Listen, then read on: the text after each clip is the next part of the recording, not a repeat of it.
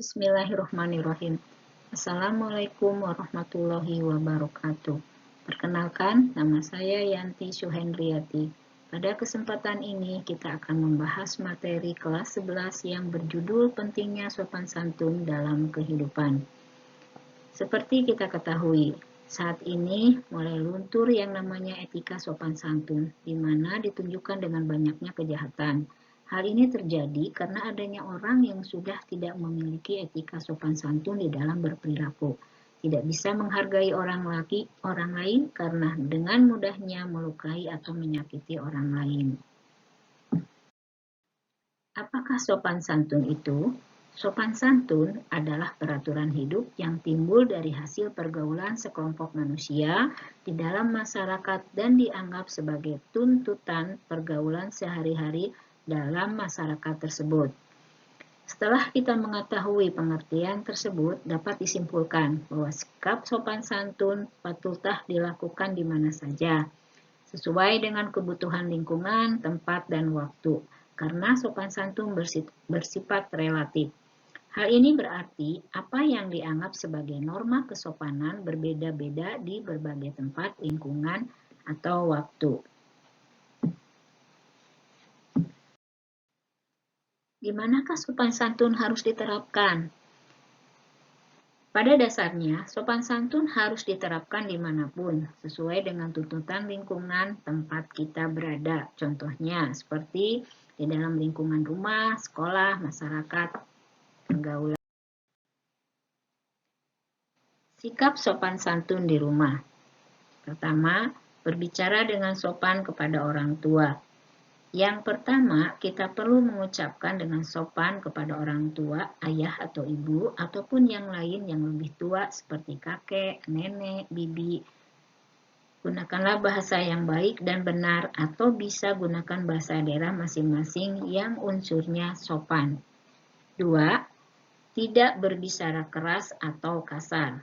Kita tidak boleh berbicara keras atau kasar kepada orang yang ada di rumah, entah itu ayah, ibu, adik, kakak, atau nenek.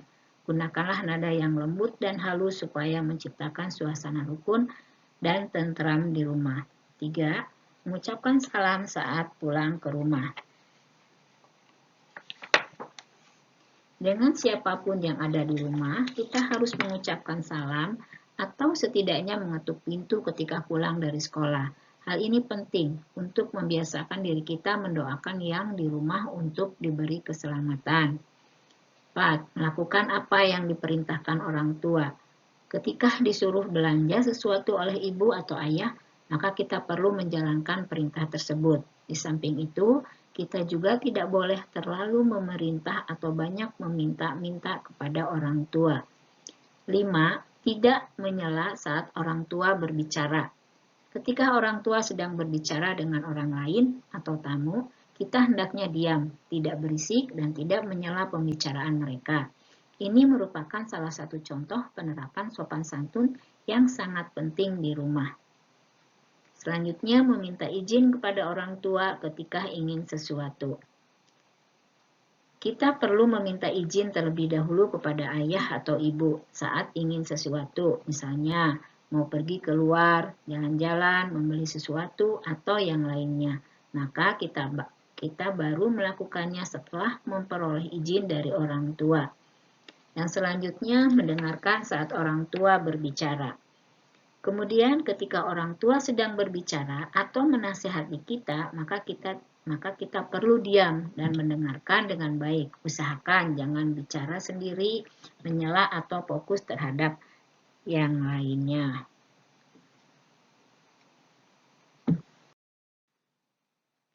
Meminta izin sebelum memakai barang orang di rumah.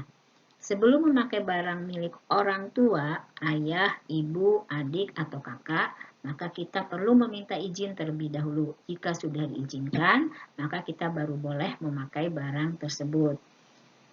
Selanjutnya, bersalaman dengan orang tua saat akan berangkat sekolah. Bentuk sikap sopan santun di rumah adalah bersalaman dan mengucapkan salam kepada orang tua ketika ingin pergi sekolah. Dan yang terakhir, mencium tangan orang tua saat akan pergi atau pulang sekolah. Yang lebih sopan lagi, selain bersalaman, adalah mencium tangan orang tua ketika berangkat dan pulang beraktivitas. Hal ini merupakan penerapan perilaku sopan santun yang sangat penting di rumah.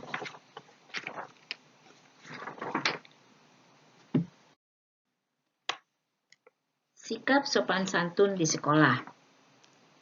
Beri salam. Sikap sopan santun dapat dipraktikkan dengan mengucapkan salam kepada guru kita ketika berpapasan. Kita juga harus menunjukkan gestur tubuh yang sopan seperti menundukkan kepala sebagai bentuk hormat dan tunduk terhadap guru. 2.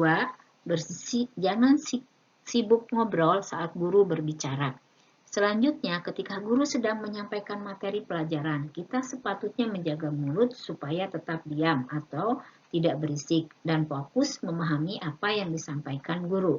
Sikap seperti ini adalah bentuk sopan santun di kelas atau sekolah.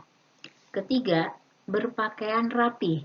Sikap sopan santun di sekolah dapat ditunjukkan dengan mengenakan seragam yang rapi, sesuai dengan yang telah ditetapkan sekolah. Memasukkan baju, memakai sabuk, memakai kaos kaki, bersepatu hitam, dan selalu memperhatikan kebersihan baju.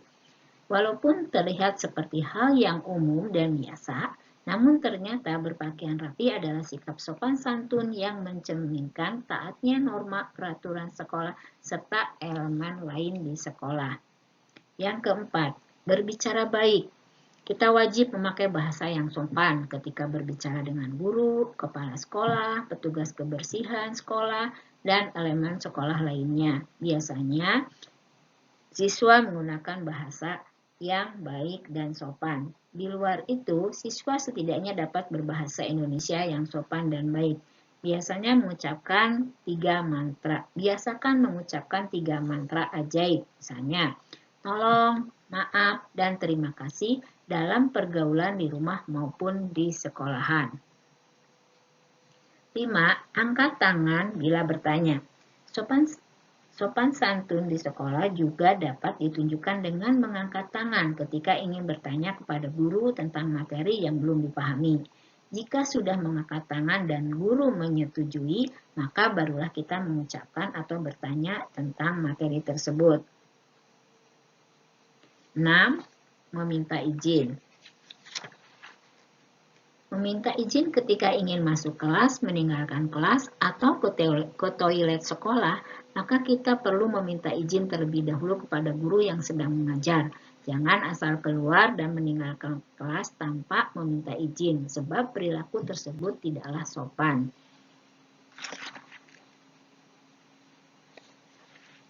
7. Ketuk pintu. Adab sopan santun saat ingin memasuki kantor atau ruangan guru adalah mengetuk atau salam terlebih dahulu, kemudian meminta izin masuk. Jika diizinkan, maka kita baru boleh masuk ke ruangan tersebut. 8. Ingat nama. Hal ini sederhana, namun cukup menunjukkan perilaku kesopanan di lingkungan sekolah. Kita perlu mengingat setiap nama guru pendidik supaya dalam percakapan tertentu kita tidak bingung atau salah sebut nama guru. 8. Hargailah perbedaan. Dalam pergaulan tidak disarankan memilih-milih teman berdasarkan suku, agama, ras, dan penampilan, apalagi kekayaan.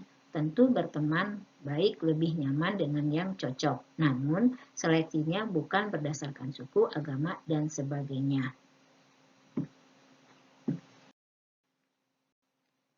Sopan santun merupakan sebuah hal yang harus dipegang teguh oleh semua kalangan di masyarakat. Tidak memandang apapun jabatannya, tidak memandang ras, suku, dan agama.